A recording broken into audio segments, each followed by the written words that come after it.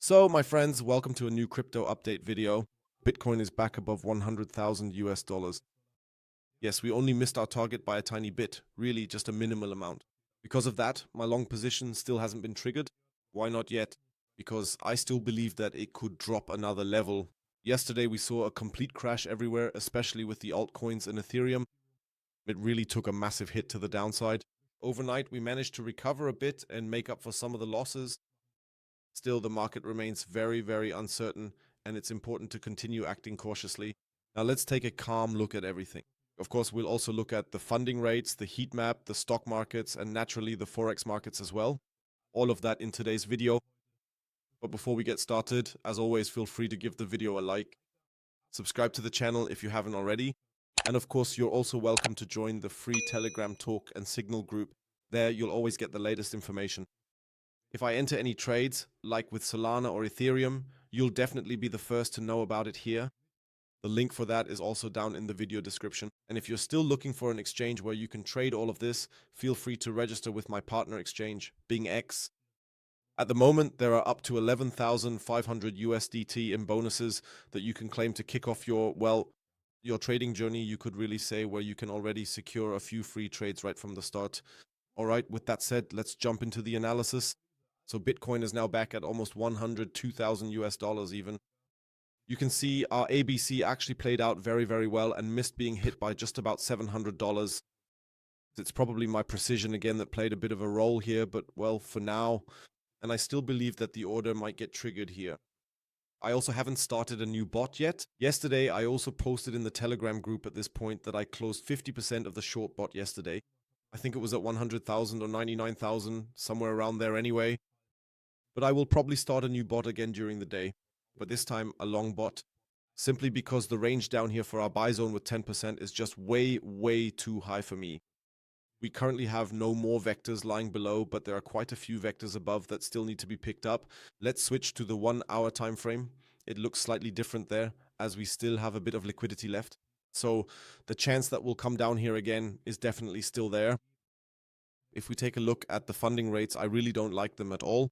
In fact, they continued to rise yesterday, even during the live stream when we were looking at them. And that's the case overall, even with the altcoins.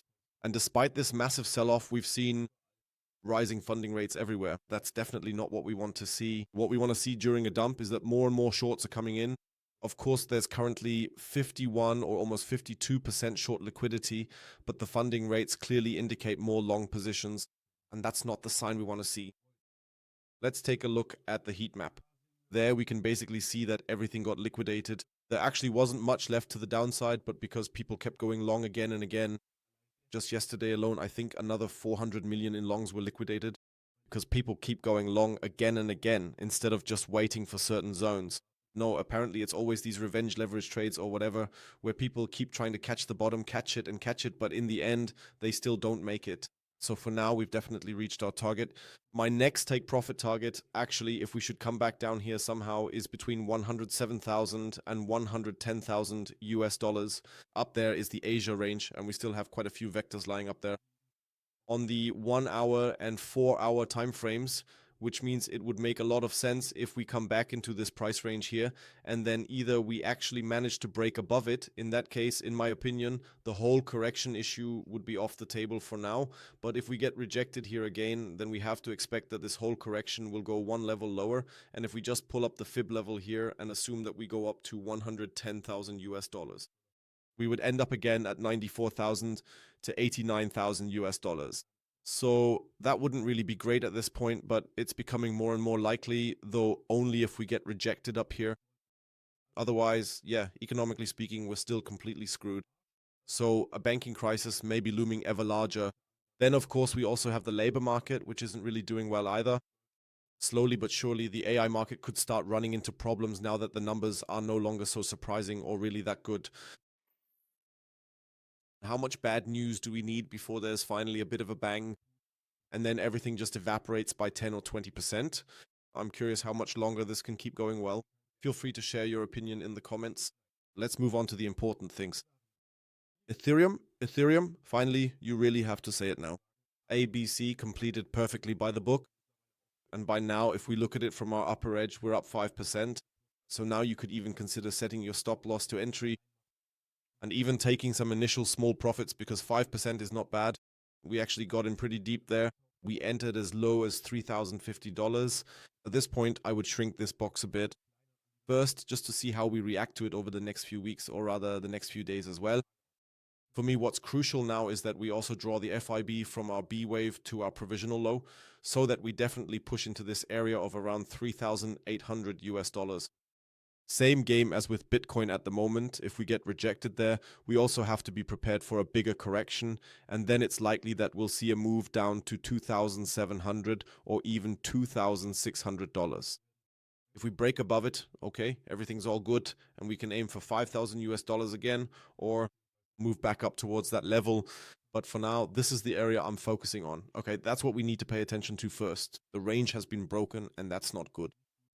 If theoretically we now form a larger ABCDE, meaning an even bigger, more drawn out correction, just like we might expect with Bitcoin, then it really fits perfectly with the 1.414 to 1.786 range, that is 2,700 to 2,400 US dollars. As I said, it's still a bit early for that, but just so you're prepared, that's my plan. The long was triggered. That looks very, very good. And now please up towards 3,700, 3,800, and then we'll see at that point whether we might open a new short position here. Same game with Solana. Solana dipped a bit deeper into the zone at this point, but the buy zone was still triggered, although it hasn't really exploded upwards like Ethereum yet. Sure, we're also seeing 3 or almost 4% in price action here by now, but you also have to say we've already got an ABCDE pattern here. Going any lower wouldn't really be good anymore. Still, as I said, we're currently in a downward movement, so it can always go lower. But for me, the next targets for now, same as with Bitcoin, Ethereum, and elsewhere, are $176 to $185. That's the next sell zone we really need to watch closely. That means from here, we can also see if we want to open a new short position. In any case, I will continue to take profits on this position, and then we'll see how things develop. Let's see how the whole thing continues to play out. Otherwise, yes, Hyperliquid has taken a significant hit. The entire market lost out completely yesterday. XRP as well. My position there, which I opened during the crash, is now closed. But, well, that's how it is now. We formed a lower low, which isn't really good either. So it really doesn't look good. Still not at all. Let's move over to the traditional markets. Things don't really look any better there either. Gold, of course, is also affected under the premise that we probably won't get another Fed rate decision anytime soon, or rather, not another rate cut, since we're still lacking data. It is now being predicted that this shutdown could last another 30 to 35 days. That would be a disaster and would, of course, significantly reduce the likelihood of a rate cut, and that's also dragging gold down a bit. At the same time, we also have silver, which also hasn't really performed yet, but you have to say the long position is still running and the sell zone was only narrowly missed. So everything is still in the green, and our long position in gold is also still running. Actually, it's quite good because you can keep buying and selling within this range. But as I said, I haven't changed anything there either, so let's just keep watching. By the way, the Pionex promotion is also still ongoing, this one here, even if it shows 0. But the event is still running, you can still register. If you deposit $500, you get $300. The bot is free, so feel free to check it out. With it, especially in this phase, you can use risk money, so to speak, to secure your position to the upside and then also take profits. Otherwise, yes, the euro continues to fall, and of course, conversely, that means the dollar is back above 100. That's a good sign. I've always said never underestimate the dollar at this point, and the dollar is slowly performing. And anyone who regularly watches the live streams knows, or rather, we've already talked about the parallels we saw back then with Trump. During his first term, it went significantly down in the first year, and in the second year, the dollar then made this exorbitant rally again. And that could also be a sign that, okay, the markets might enter a correction next year, or rather in the coming months, before a recovery sets in again. Of course, that would also affect the stock market and the crypto market. All right, then let's move on to the 13 markets. The DAX is still in a complete sideways phase. Honestly, you have to say the short up here is still running, of course, but as I said, it's still more of a sideways phase.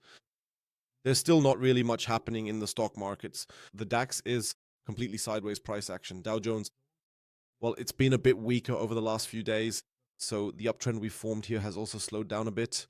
Nasdaq, however, is still at a very, very high level. but now it's back inside this rising wedge. So as we can see, slowly but surely, we're entering dangerous territory. I've been saying that for a while now. I know, but now we're also starting to see the sentiment reflect that the S&P 500 as well at this point. Still, of course, at a very, very high level, but it's slowly getting a bit more critical. Of course, I'm still hoping that we'll reach the $7,100 range. You can see it here. If I move the box over, that's roughly the 2.414 or 2.618 level. And only after that, a correction so that the crypto market can recover once more. Because if we were to get a stock market crash now as well, that would be really bad. So at the moment, I can't really imagine that happening either. What does worry me a bit, though, is that the volatility index is slowly but surely rising, meaning hedge positions are being built up. In case of a possible dump, especially if we get back into those regions, into the 50s range on the volatility index, those are clear buy signals. So in that case, I definitely expect over several days that if we get back into that range, to buy the dip. Right now, it's simply not the time to say buy the dip because we've fallen by 1%. Far too early, in my opinion, at least. Otherwise, let's take a look at the individual stock circles that have reached our buy zone. Still, yes, the 2 is still possible, so we haven't formed a lower low here yet, but more like a double bottom. The earnings will definitely be released next week, so you have that in mind. Otherwise, D-Wave, or hopefully you all took profits. It's looking a bit downwards again now. And otherwise, yes, we have to wait and see because Nvidia also weakened a bit yesterday. But for me, Nvidia has now reached the top. We've talked about that often enough here, at least that up here. These are sell-off prices, or for me, take profit prices, or even shorting opportunities. But maybe we'll go into that in another video. Otherwise, I'd say that's it from my side for now. I hope I was able to give you a good insight. There was a lot to discuss. Otherwise, just be careful. Don't let yourself get caught up in FOMO. We have relatively high funding rates. A counter correction is always possible after such a dump. Still, just be careful when it comes to your positions. If you open the position we've always discussed in the videos, take profits. Set your stop loss at entry, and then you're safe for now. Otherwise, I wish you a great day. Take care of yourselves. We might hear from each other again this evening, but that's not certain yet. Until then, ciao ciao, and as always, stay crypto.